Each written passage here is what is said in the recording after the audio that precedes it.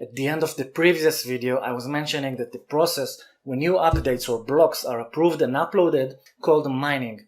Now I would like to shortly explain how do you get to this state in which everyone agree about the right version of the blockchain and how it is possible to maintain this consensus.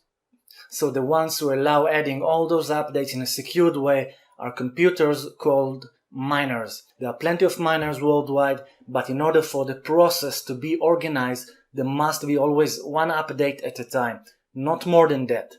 So this update is done by one single miner. The other miners then have to review and confirm the new data. These steps are essential as they allow a controlled process while no new block is added without a sufficient confirmation. The miners work simultaneously, collecting the data from new transactions over the web with the goal of adding a new block to the chain. If they succeed, they get rewarded properly. If so, when there is such a large amount of miners, and while knowing that only one of them will be able to add the new piece of information, how do you determine which one of them it will be? Excellent question. And the answer is that what happens is that every few minutes the miners receive a code with a new mathematical problem that they need to solve as quickly as they are able to. When the first miner claims to solve this problem, the other ones are testing it and decide whether to approve the result.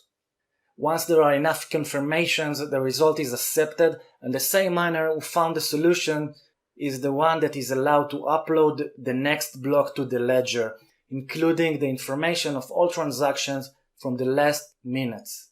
It is important to note that not everyone can deal with mining. It takes great knowledge and resources.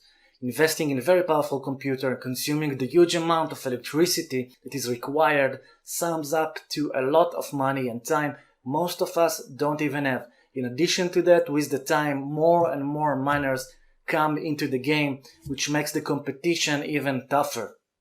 But don't you worry about the miners, they are more than highly motivated. As I mentioned before, every time they are choosing to send a new block to the ledger, they get rewarded nicely by receiving newly created coins in addition to commissions derived from users' money transactions.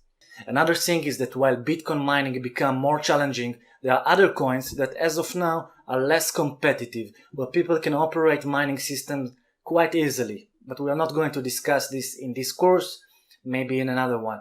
So overall, the mining system put all the process under control. The data which is presented in the blockchain is extremely reliable, and this is the most important piece of information, as this is the basic of the cryptocurrency's payment system.